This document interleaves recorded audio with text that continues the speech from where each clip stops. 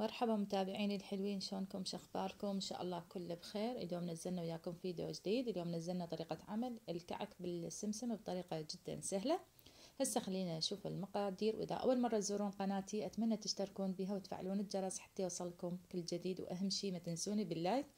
هسه خلينا نشوف المقادير. عندي نص من السكر، نص من الزيت، نص من المي، قلاصين ونص من الطحين، ظرف واحد بيكنج باودر، ظرف واحد من الفانيلا. هي هذه المقادير.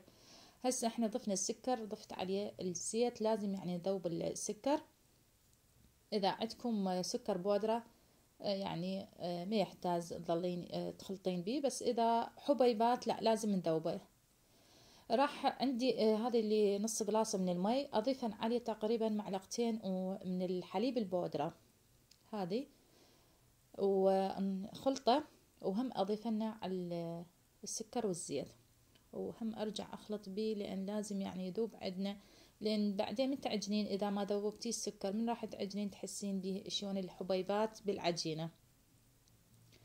عندي القلاصين ونص من الطحين، طحين الصفر. اذا تردون كميه اكثر يعني من هذه اللي انا سويتها تقدرين يعني تضعفين المقادير يعني نفس الكوب تقيسين بيه، تقيسين 5 من الطحين، 1 من السكر، 1 زيت، 1 من المي. اذا ما متوفر عندكم حليب البودر عادي تقدرين تعجنينها بس بالمي. ضفت الطحين وضفت هسه البيكنج باودر والفانيلا، وراح اضيف رشة ملح قليلة ونبدي نعجن بيها. يعني عجينته جدا بسيطة. العجينة شلون عجينة الكليجة، من نعجنها وتحسين بيها يعني لا قوية ولا مايعة، يعني حلوة تكمشينها بايدك نفس العجينة. هسه أنا طبعا محتاج شوية راح أضيف له حليب، ما أضيف كلش هواي، لا تضيفون أول بداية هواية يصير عندكم يعني مايع، نضيفها تدريجيا أفضل شي.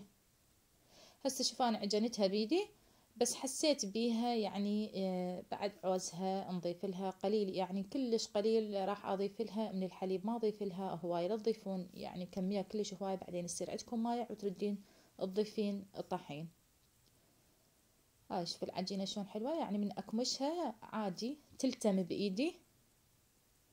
هذه يعني هذا اللي ضفته أنا كلش كافي، اللي بقى بالقلاص بعد ما ضفته، يعني هي هاللي شوية حسيت بيها صارت عندي مايعة العجينة. شوفوا قامت يعني تلزق بإيدي. اكو بيهم يستخدمونه البيض، انا ما استخدمت البيض وطلع كلش حلو، يعني مو شرط الا تستخدمون له بيض. يعني انا هو شايفه يستخدمون بيض، وانا هم استخدمته، يعني انا هم استخدمت بيض، بس طلع ماكو فرق، يعني تستخدمين او ما تستخدمين ماكو فرق. شوف العجينه شلون حلوه. راح يعني احنا مباشره نشتغل بيها، ما نخليها تختمر لان احنا ما ضفنا لها خميره. عندي هذا السمسم انا حمصته، وعندي هذه الصينيه مخليه بيها ورق الزبده حتى ما يحترق عندنا، لان بيه سمسم، فالسمسم من تخلينه على الصينيه راسا يحترق عندك. واذا ما متوفر تقدرين يعني تقللين انت الطباخ او الاوفن وتخلينه تضلين تراقبينه، بس افضل شي هذا الورق الزبده حتى ما يحترق عندك الكعك.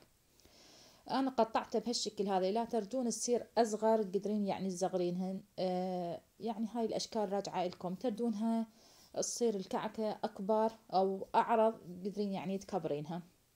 هسه انا راح اغربله، يعني اسوي شلون يعني شلون الحبل.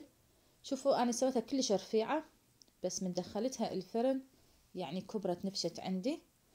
هسه خليتها بالسمسم، بس عندي غلط واحد، أنا دائما أسوي الكعك، بس هالمرة يعني نسيته لما كملتهن أريد أدخلهن الفرن، يلا أنا اتذكرت لأن أنا ما ضايفة عليهن مي، لو أضيفن أخلي شيرة على السمسم. هذا السمسم إحنا مو كلنا نستخدمه، فأنا ما أخلي عليه شيرة لأن حتى ما ينعدم.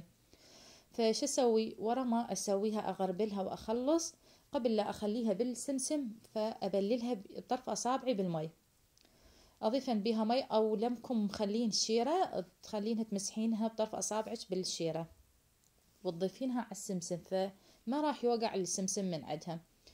اذا ما ضفتي بعدين من يستوي عندك الكعك ويبرد فراح ينكث، يعني ينكث عندك السمسم. بس بهذه الطريقة من قلت لكم تخلون له مي أو تخلون الشيرة أو تردين تضيفين الشيرة تخلينها على السمسم، فيثبت عندك ما راح يوقع السمسم. هسه شوفوا بهالطريقة هذه احنا نرتبها واخليها بالصينية. هذه راح اسوي بعد يعني على السريع بهالشكل. هذه نقرب لها بطرف اصابعنا، وقلت لكم نخليها على السمسم. بس بهالطريقة هذه قبل لا تخلينها على السمسم ضيفي عليها مي او شيرة على العجينة. يلا تضيفينها على السمسم حتى يثبت عندك السمسم ما يوقع بعدين من يستوي. كملت عندي هذه الصينية راح ادخلها الفرن، يعني حسب انواع الفران اللي عندكم. انا مخليتها على اقل شي ونخليها برف الوسط ونعلق الاسفل والاعلى. ووراء 10 دقائق، طبعا 10 دقائق ظلت عندي بالفرن وطلعتها.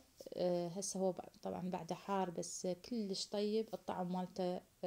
وهالشي يعني مو ما صار يابس، يعني بقى من عنده ثاني يوم. فظلت نفس يعني تحسين بيه هشة بحلقك مو يابسة. مرات يعني يصير الكعك يابس.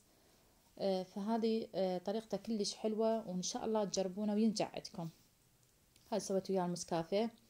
هذه أيام الجو البارد حلو الكعك والمسكافيه، أو أيام الامتحانات يعني للجهال يفيدهم، لأن تدرون وقت مراجعة وقت امتحانات فكل ساعة يجوعون يردون ياكلون. فهاي جواعة بالليل أنا سويته طبعا هذا بالليل تقريبا الساعة 9 بالليل سويته، يعني ما أخرنا هواية ربع ساعة كلش كافي. إن شاء الله يا ربي عجبتكم هذه الطريقة وتجربونها وشوفوها شلون يعني شكله من داخل أبيض وهشة وحلو. إذا أول مرة تزورون قناتي أتمنى تشتركون بها وتفعلون الجرس حتى يوصلكم كل جديد. وتحياتي لكل يتابعني ونقول لكم سهمكم العافية مع ألف سلامة.